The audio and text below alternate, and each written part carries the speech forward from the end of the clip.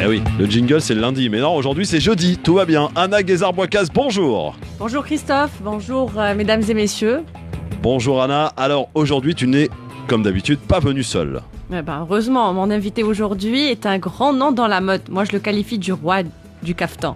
Il s'agit de monsieur Emin Mrani, créateur de mode d'origine marocaine, basé à Rabat, donc il nous vient directement du Maroc. C'est pour ça qu'on a eu un peu de soleil aujourd'hui à Paris. Ah d'accord, j'ai compris. C'est aussi l'organisateur de l'événement mondialement connu Kaftan du Maroc, qui a lieu chaque année en Russie, à Dubaï, à Londres, ici à Paris, à l'hôtel Georges V, pour ceux qui... Oui, on connaît. Voilà. Ouais. Et aujourd'hui, on va découvrir ensemble son univers fermé et sélect de la haute couture. Bonjour, monsieur Mrani. Bonjour et merci pour l'invitation. C'est un honneur d'être là. Marhaba bik. C'est moi qui vous remercie d'avoir Shukran. accepté mon invitation. Merci beaucoup. C'est un honneur pour moi de vous interviewer aujourd'hui. Je suis une grande fan de Kaftan et j'ai énormément de questions à vous poser. Voilà. À Christophe. Eh ben on y va alors. On Voilà. va découvrir cet univers que Céline et moi connaissons peu, hein, d'ailleurs. Qu'est-ce que Non, tu en sais que je ne connais pas? Parle pour toi. Oui voilà, pardon. Alors, monsieur Mrani, vous n'avez pas cherché votre métier, vous. Hein. C'est le métier qui vous a choisi. Vous avez toujours baigné dans la mode. Les parents, tantes, cousins, cousines. Vous êtes une famille de couturiers. Exactement. Même arrière-grands-parents. C'est impressionnant d'avoir autant de membres de la famille dans le même domaine. Exactement, oui. Mais bon, moi, quand j'ai repris le métier, j'ai essayé de voir ce métier avec mon œil personnel. Oui. Parce que c'est vrai que, par exemple, moi, je parle de mes parents. Ils travaillaient de la façon traditionnelle, c'est-à-dire la dame, il y a quelques années, il y a 20 ans, la dame ramenait son tissu pour le faire coudre. Oui. Et c'était tout le temps un caftan, voilà, Beldim, Khzani. Et quand avec toutes les années que j'ai passées à côté d'eux, j'ai découvert très tôt que il y a vraiment une grande demande vers, on va dire, un nouveau style de caftan. D'accord. Et par la suite, j'ai décidé de faire mes études de mode. Et j'ai fait aussi le marketing de la mode que j'adore. Et grâce à ça aussi qu'aujourd'hui, j'organise des événements. Et par la suite, j'ai vraiment tout changé. J'ai changé carrément toute la stratégie de notre maison de couture. Moi, ce que je trouve excellent... Parlez bien c'est près que- du micro s'il vous plaît, monsieur. Ce que je trouve on excellent, puisse c'est bien- que même si il a toujours eu un dent et qu'il a toujours été baigné dans la mode, vous avez quand même fait des études dans la mode pour pouvoir vous perfectionner, etc. Oui, C'est très important. Hein. J'étais conscient que si je voulais vraiment avancer très, très, bon, on va dire loin, il fallait faire des études profondes de la Absolument. mode. Oui. Alors, monsieur Mrani, vous avez toujours rêvé d'emmener la mode marocaine vers d'autres horizons. C'était votre but dès votre jeune âge. Est-ce que vous Exact. pensez aujourd'hui que vous avez réussi ce challenge? Réussi, honnêtement, je suis fier aujourd'hui parce que c'est vrai que pour moi, c'était un rêve que ça sera. Voilà, je me disais un jour, est-ce que je vais vraiment y arriver? Et je disais jamais que je vais réaliser l'événement le plus important, voilà, de tous les événements. C'était un challenge, mais j'y croyais beaucoup. Et même aujourd'hui, réussir, c'est un gros mot parce qu'il y a encore beaucoup de choses à faire, j'ai encore beaucoup de projets. Vous êtes très ambitieux, bravo. Et ce qu'on a fait il y a quelques années, ce n'est pas que la couture marocaine, mais aujourd'hui, il y a beaucoup d'Algériens aussi qui participent avec nous. Et ce mélange et ce cocktail, au début, même des personnes, ils ont dit que voilà, il va y avoir quelques concurrences, mais au contraire, ce mélange, ça a donné justement, un truc fabuleux. je voulais vous poser la question. Lorsque vous-même êtes designer et que vous organisez un événement comme Kaftan du Maroc, maintenant mondialement connu, on dit, il y a une expression chez nous, enfin en arabe, on dit adouk adoukarek, ça veut dire votre ennemi, c'est le concurrent. Ça, c'est Et, clair et et comment net. vous arrivez à gérer Ça, c'est clair et net. Mais quand vous maîtrisez les deux volets, parce que eux, ils ont essayé, ils ont participé avec d'autres événements. ils ont participé avec, on va dire, d'autres manifestations de mode. Mais bon, c'est pas pour me vanter, mais je maîtrise quand même mon métier et je sais faire la part des choses. Quand j'organise un événement, je l'organise pour tout le monde. Ça veut dire que je ne me favorise pas, au contraire. Oui. Il faut rester neutre. Et comme dans le métier, il n'y a pas mieux que, on va dire, quelqu'un qui est dedans pour exceller dans ce métier-là. Ça s'appelle avoir la conscience professionnelle aussi. Aussi, vraiment. Oui, Monsieur Mlani, le caftan est le vêtement officiel des membres de la famille royale. Hein. Et c'est un vêtement très classe, c'est certain. Toutes les femmes ne me diront pas le contraire. Même si on l'a vu dans des événements prestigieux comme au Festival de Cannes, etc., il reste un peu moins demandé que les robes modernes. D'après vous, est-ce que c'est le fait qu'il ne soit pas dénudé, pas trop ce qu'on appelle sexy? Pourquoi les stars américaines ne portent pas, par exemple, le caftan? Il y en a beaucoup de stars qui ont porté des caftans. Il y a beaucoup de. Oui, de mais ça femmes de reste moins présidents. demandé. Est-ce que c'est parce que justement il n'y a pas le côté trop Jennifer sexy? Lopez, elle l'a porté? Aucune idée. J'ai Franchement, pas- Je crois pas, non. Je crois aucune pas. idée. La présence du caftan ou bien du caraco algérien, moi je parle du caftan marocain, il me manque beaucoup on va dire, du côté marketing. Par exemple, si on fait l'exemple, par exemple, ici en France ou bien en Espagne, l'État a beaucoup investi pour le développement des maisons de couture et dont les designers. Et ça, c'est très important. Il y a beaucoup de jeunes créateurs marocains qui aujourd'hui ont beaucoup de créativité, mais ils ne trouvent pas de sponsors, mais ils ne trouvent pas de partenaires pour réaliser leurs rêves. Même nous, des fois, on a envie de porter avec nous des jeunes créateurs, mais on trouve des difficultés pour convaincre d'autres partenaires qu'ils peuvent les épauler pour réaliser leur... Parce que pour arriver à ces stars, ces grandes stars, il faut vraiment être créatif. Il faut avoir aussi un nom derrière. D'accord. Parce qu'une star ne va pas porter quelque chose que comme ça. Il faut avoir aussi une présence. Par exemple, on va pas partir loin. Ici à Paris, vous connaissez qui comme créateur marocain qui est installé Je à connais Paris? que vous, franchement. Bon, Vous n'êtes même pas il y installé en à a- Paris, mais je connais. Il y en a des créateurs, mais des maisons de couture, il y en a Mais pas. pourquoi les célébrités mondialement connues, par exemple, elles font appel aux créateurs libanais et pas Non, forcément... mais vous avez raison. C'est vrai que leurs robes, ils sont plus adaptés qu'un caftan. Oui. Ça, c'est clair. Mais il y en a des... Même si vous, votre plus grande clientèle, j'imagine, c'est la clientèle arabe, les familles royales, etc. Elles adorent les caftans marocains. Exactement, oui. Vous vendez très bien, travaillez très bien avec Oui, on les travaille Émiratis, beaucoup. avec des Saoudiennes, etc. Même les Marocains, même les Algériens. Oui, bah ça c'est notre... C'est parce que c'est Oui, vêtement officiel, quoi. oui. Céline a une J'ai question. juste une question. Oui. Oui. Je voudrais avoir un petit rappel historique justement sur l'histoire du caftan qui, je pense, vient d'une région en particulier. Si c'est comme en Algérie où on a les robes oranaises, les tenues c'est kabyles, pareil. etc.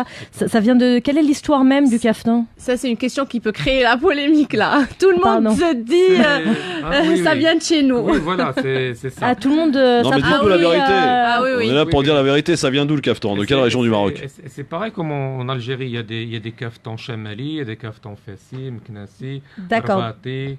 Donc le caftan est marocain, mais chaque région a sa Je spécificité. dis, il y a une grande partie qui dit que l'histoire du caftan vient des Turcs, de la D'accord. colonisation Oui. ottomane. Ouais, Donc ça ne exactement. revient ni à... Allez hop, voilà, personne. Voilà, ni aux Algériens ni aux Marocains. Parce que vous savez, tu sais, le bey, etc., Ouais. ils portaient des caftans avec des D'accord. grosses ceintures, etc. D'accord. Et lorsqu'ils ont colonisé le Grand Maghreb, apparemment, cette culture, enfin, Oui, oui. cette mode-là, on l'a récupérée. Voilà, tu as D'accord. posé la question. Mais- Il va créer C'était des une question problèmes. historique, hein. Oui. Et puis après...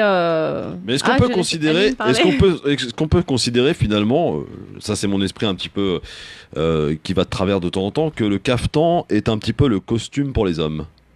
Avant, c'était le costume pour les hommes. Ah bon Bah oui. Oui, C'était oui. pour le bey, hein. Oui, Le oui. bey turcs, etc. Ah oui. Les D'accord. hommes influents, les hommes du Même la gouvernement à ceinture, l'époque. c'était porté par les hommes D'accord. sur les caftans avant. Et maintenant, dans des musées, par exemple à Topkapi à Istanbul, on retrouve le Exactement. vêtement, voilà, le caftan du bey, il est exposé et on réalise vraiment qu'il y a une énorme ressemblance. Oui. Que maintenant Il y a le une caftan, inspiration, en fait. absolument, le Oui, caftan oui. qu'on porte aujourd'hui vient descend de. Aujourd'hui, le succès du caftan, moi personnellement, je le vois par rapport à l'excellence des designers qui ont excellé dans le caftan. Mhm. Aujourd'hui, encore, on voit qu'il y a des designers algériens qui excellent encore dans le caraco. Mhm. Et c'est ça qui va pousser cette mode, on va dire, nord-africaine vers une mondialisation, vers toucher les grandes célébrités. Parce que c'est comme ça que la mode se développe aussi. Elle touche des célébrités. On l'a vu quand Madonna a porté des bijoux berbères et des Oui, tenues ah oui, berbères c'était avec tout le magnifique. buzz que ça a fait Oui, c'est ça. et les accusations d'appropriation culturelle Mais qui en ont découlé. Mais bon. Oui, mais le problème, moi, je le vois qu'on n'a pas une présence à l'international. Mhm. Il y a beaucoup de grands salons, on va dire aux États-Unis ou dans d'autres pays, où il n'y a pas une présence. Justement, c'est votre idée. C'est par là que vous avez créé le caftan du Maroc. Moi, oui, Et maintenant, vous défendez le caftan et vous le présentez un petit peu partout oui, dans le c'est ça. monde. Moi, j'ai vu qu'il n'y a pas voilà, il n'y a pas un événement qui représentait vraiment bien on va dire le caftan. Et c'est là la naissance d'idée. Je me suis dit que voilà, il faut que quelqu'un crée un grand Et ce que événement. vous faites, c'est que vous rassemblez plusieurs créateurs et Oui, vous les c'est ça. emmenez un petit peu exposer leurs articles, leurs caftans Oui. en Russie, aux États-Unis. On peut savoir où est-ce que vous avez. Là, on a plus une présence, on va dire, aux Émirats Arabes Unis et ici en France, Mhm. au niveau des événements. Et c'est vrai que on réalise des événements aux États-Unis, Londres, en Europe, par exemple, Bruxelles, Amsterdam, Vienne. Mais certes que Paris, ça reste un cachet Et unique. vous avez une préférence pour le Georges V, hein, ici à Paris, parce que chaque année vous le faites au vous même sa- endroit. Vous savez que des fois, il y a le feeling qui passe. Il y a aussi le côté professionnel. C'est une équipe extraordinaire qui nous facilite aussi le travail. Il faut savoir que le Georges V, c'est une clientèle du golf aussi qui séjourne au Georges V. Absolument. Et ça aussi, c'est intéressant. Ah, ça se voit que vous avez pour, fait des études de marketing. Ça aussi, c'est intéressant. Non, quand on réalise un événement, moi, personnellement, j'étudie tout l'événement. Mhm. Quand je le réalise à Abu Dhabi, il faut toucher vraiment la crème de la crème. Dubaï ou bien Paris. Oui, Monsieur Mrani, pour avoir assisté, moi, à votre événement l'année passée, le caftan du Maroc, je rappelle, c'est un événement magnifique, hein, grandiose, que ce soit la décoration, même les présentations. Je me souviens, l'actrice, bon, elle a plusieurs talents, Leila Hedioui avait Oui. défilé, etc. Et j'avais remarqué que vous n'aviez pas uniquement une clientèle arabe. Non, non, C'est-à-dire, il y avait oui. il y avait beaucoup d'étrangers, des Oui, il y avait Européens, beaucoup etc., qui d'étrangers. étaient subjugués par Oui. les créations. On reçoit beaucoup d'Européens, des créateurs aussi qui viennent pour s'inspirer. Oui. Pour s'inspirer des broderies, des couleurs, des coupes. Il y a beaucoup de créativité. Justement, le caftan marocain a été repris, on va dire, enfin le caftan, Oui, hein, oui, le oui, caftan, c'est ça, je par disais, le plusieurs, caftan marocain par oui. habitude, mais le caftan a été repris par les grands créateurs du monde Exactement. entier. Je peux Dernièrement, citer oui. Roberto Cavalli qui en a fait une collection, il y a Yves Saint Laurent, etc. Gaultier, Plusieurs. Jean-Paul Voilà. Gaultier. Est-ce que vous, en tant que créateur, est-ce que c'est une fierté pour vous ou Bien vous sûr, c'est estimez une que fierté. on vous vole votre héritage et Non, c'est une fierté parce que quand on s'inspire de votre culture, ça veut dire que vous avez une culture. que vous avez réussi? Quand Absolument. je voyage et je vois qu'il y a que les plus grands palaces dans de grandes capitales, qu'il y a un coin marocain, qu'il y a un restaurant marocain, c'est une fierté. Ah, il y a des restaurants marocains partout. Il y C'est a pour notre partout. plus grand plaisir. Oui, hein. oui, oui, il y a de grands palaces où il y a des... Est-ce qu'on peut considérer que Paris est la capitale de la mode? Oui. Ouais. Oui, ça, C'est incontestable? C'est incontestable. Pour moi, c'est sûr et certain. Mm. J'ai fait le tour et c'est vrai que Paris reste Paris. Paris. Paris est magique, évidemment. Paris est magique. Bah, Tu l'as placé. Bah oui, fallait que je le place. Monsieur Et Mrani, il faut savoir que ce n'est pas par hasard que, ce n'est pas par hasard que Paris c'est la première aussi capitale touristique. Ouais, Parce que même la mode attire beaucoup des touristes. Mais pourtant, les touristes sont pas franchement très bien accueillis entre les grèves, entre les manifestations, entre les images qu'ils peuvent voir quand ils arrivent de Roissy. C'est pas franchement une belle image, hein. Ça peut faire le charme parisien selon. Ah oui. Ouais, Bon, d'accord. Pour ceux qui aiment un peu l'action. Et vous comptez Les pas aventuriers. pourquoi pas ouvrir une boutique à Paris? On est en train de réfléchir à ça. Mhm. Certes que nous avons une grande demande. Nous avons beaucoup de clientes qui viennent au Maroc acheter, mais c'est vrai que aujourd'hui, ça devient très très important et intéressant d'ouvrir un point de vente ici. Absolument. Et j'imagine que si vous allez ouvrir, ce sera dans les beaux quartiers avec les autres boutiques. Aucune idée. Après, dès maintenant, où ça va se trouver? Non, mais après, il faut rester réaliste aussi, parce que il faut calculer aussi, parce qu'il faut faire un business plan. Oui. On ne peut pas que ouvrir pour être dans un beau quartier et après ne pas développer le business. Absolument. L'objectif, c'est quoi? C'est d'ouvrir dans plusieurs capitales, c'est d'être présent dans plusieurs lieux à travers le monde?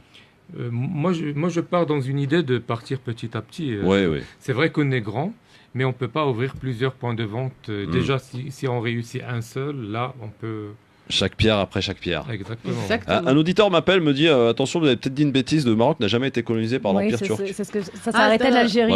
Voilà. Non, mais il a bien fait d'appeler parce que c'est vrai, le Maroc n'a jamais été colonisé par l'Empire turc. Autant pour moi. Contrairement à l'Algérie, effectivement. Donc, je suis ça peut arriver, on peut dire des conneries de temps en temps, et heureusement que vous êtes là pour nous rectifier. Hein. Bien. Très bien. Anna. Alors, Monsieur Malani, vous vous concentrez sur le caftan de la mariée, ou de la femme mariée en général. Mais vous faites un peu de tout. Vous vous adaptez au marché américain, émirati, russe. Quelle est la différence entre ces marchés quand vous dites que vous adaptez? Il y a une grande différence. Quand on crée une collection, par exemple, on va parler que du Maroc en premier lieu. Quand on crée une collection pour... on va dire la région de Meknès-Fès, ça n'a rien à voir avec la région de Rabat, ça n'a rien à voir avec le nord. Par exemple, si on crée une collection pour une clientèle parisienne, il faut savoir que l'être humain, il est baigné dans son environnement. Donc il regarde des couleurs, il est attiré, il est inspiré aussi. Donc il faut lui apporter un caftan qui l'inspire, qui est adapté à les choses qu'il voit de tous les jours. Et aussi en termes de matière, par exemple, quand on crée une collection pour les Émirats, il fait chaud, donc il faut que les matières suivent, soient respirants, et même la culture là-bas, par exemple, ils n'aiment pas les caftans lourdes, ils aiment la légèreté, mais avec une grande qualité de travail. Contrairement au Caracois, j'ai rien. Il y a beaucoup... on entend aussi parler des caftans sertis de pierres précieuses. Je sais qu'il y a quelques clientes qui font cette demande. Est-ce que, par exemple, vous faites ça? Vous savez, pour moi, c'est impossible d'avoir un stock de pierres précieuses. Ouais. Ça coûte extrêmement cher. C'est rare. Vous avez les pavés parisiens aussi qui sont pas mal. Ils sont partout, d'ailleurs. Voilà. Mais c'est des demandes qui ne sont pas... que nous, on ne reçoit pas chaque jour. Par exemple, il y a une cliente qui vient, qu'elle a déjà ses pierres et nous, on lui adapte ses pierres pour son caftan. Et elle va partir chez la joaillerie pour lui faire pour sa parure, par exemple. Donc, mais ça existe en tout cas. Oui, ça existe. Oui. Ça existe, oui, il y a des femmes qui font ça. Oui, et il y a des créateurs aussi qui font qui clôturent leur défilé de mode avec des pièces, des masterpieces. Par exemple, avec des pierres. Par exemple, là, la semaine prochaine, on va recevoir le créateur Hani El-Beheri, qui est un créateur égyptien. Oui. Et bon, il fait pas de caftan, il fait des robes du soir. Et là, il a fait une robe de mariée sertie de diamants qui lui a coûté 1 million d'euros. D'ailleurs, elle a été portée par la chanteuse libanaise Nicole Saba. Si c'est pour divorcer 2 mois après, c'est chaud quand même. Donc, vous pensez quoi par exemple, des créateurs qui mettent un petit peu le paquet pour clôturer leurs événements? Est-ce que c'est un coup de pub? Est-ce que ça vaut le coup?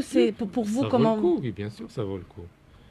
Mais bon, après, il faut voir qu'est-ce qu'il y a derrière. C'est-à-dire? C'est-à-dire quand on crée une pièce à 1 million d'euros, qu'est-ce qu'elle va me rapporter après? Ouais. C'est intéressant parce que ça va rapporter. Même si cette pièce, il va la laisser, mais ça va lui faire voilà, il va lui faire un plus pour toute sa collection et On sa notoriété. On conclut cet entretien dans un instant sur France Maghreb 2 avec Anna Guézard-Bouakaz dans les rendez-vous d'Anna et son invité, c'est un designer marocain pour nous présenter les caftans marocains en direct sur France Maghreb 2. À tout de suite. France Maghreb 2, France Maghreb.